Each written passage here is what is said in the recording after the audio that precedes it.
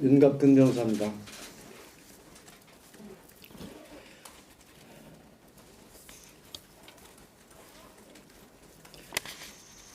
공수처가 서울중앙지법의 대통령과 관계자들에 대한 압수수색 영장, 통신영장을 청구했으나 기각당한 사실이 확인되었습니다. 대통령 변호인단은 대통령에 대한 수사기로 7만 쪽을 뒤져 이에 대한 자료들을 찾을 수 있었습니다. 공수처는 윤석열 대통령 사건 관련하여 체포영장 이외에 압수수색 영장, 통신영장 등을 중앙지방법원에 청구한 적이 없는지라는 국민의힘 주진우 의원의 서면 질의에 대해 고위공직자범죄수사처는 서울중앙지방법원에 윤석열 대통령 영장을 청구한 사실이 없습니다라고 공식 회신하였습니다. 그러나 수사기록을 확인한 바 2024년 12월 6일 윤석열 대통령을 피의자로 명기한 압수수색 영장을 청구했다가 기각되었으며 같은 날 윤석열 대통령에 대한 통신영장 역시 기각되었습니다. 명백한 거짓말로 국민을 기만한 것입니다. 공수처는 서울중앙지방법원에서 압수수색 영장과 통신영장이 기각되자 2024년 12월 30일 체포영장과 압수수색 영장을 서울 서부지방법원에 청구하였습니다. 중앙지방법원에서 통신영장조차 기각을 당하자 서부지법으로 영장 쇼핑을 나선 것입니다. 공수처가 공수처법에 규정된 관할 중앙지법을 피해 굳이 서부지법으로 간 이유는 명백하다 할 것입니다.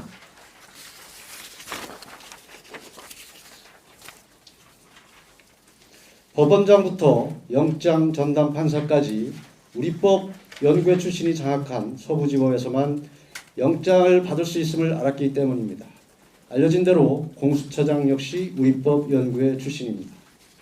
결국 공수처가 압수수색 영장, 체포영장, 구속영장에 이르기까지 그토록 서부지법을 고집한 이유는 바로 우리법 연구회였습니다. 대통령 관저가 용산에 있어서가 아니라 자신들과 짬짬이를 할 우리법 연구회가 서울 서부지법에 있기 때문이었습니다.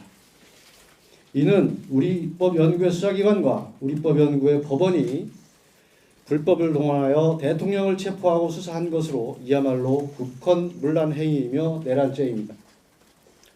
또한 검사와 사법경찰관의 상호 협력과 일반적 수사 준칙에 관한 규정은 체포영장, 구속영장, 압수수색영장 등을 신청하였다가 기각된 후 다시 청구할 때 청구 이력과 사유를 기재하도록 규정하고 있습니다.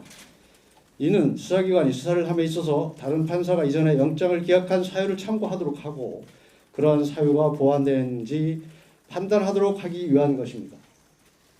그러나 공수처는 청구 이력도 기재하지 않고 압수수색 영장과 체포영장을 다시 청구해 발부받았습니다. 이 또한 명백한 위법이라 할 것입니다. 공수처의 대통령 수사는 불법에 불법을 더하고 거짓에 거짓을 쌓아올린 위법 수사의 바벨탑임이 입증되었습니다. 위법한 영장을 청구하고 위법한 영장에 근거하여 대통령을 체포하고 불법으로 대통령을 감금한 공수처장과 공수처에 대해 반드시 그 책임을 무겁게 물을 것입니다. 또한 공수처는 국회에 제출한 허위 공문서에 대해서도 책임을 져야 할 것입니다. 대통령 변호인단은 공수처장을 비롯한 관계자들에 대해 이와 관련한 고발을 즉각 진행할 것입니다. 불법 수사의 실체가 낱낱이 드러난 만큼 법원은 신속히 대통령 구속을 취소하고 석방해야 할 것입니다. 추가로 더 말씀을 드리면 이 이외에도 압수수색 영장과 체포영장이 중앙지방법원에 청구했다가 기각된 것이 속속 드러나고 있습니다. 이에 대해서도 추후 자료를 제공하도록 하겠습니다.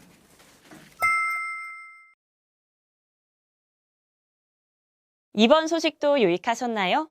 매일신문 구독하기로 더욱 신속하고 정확한 정보를 받아보실 수 있습니다.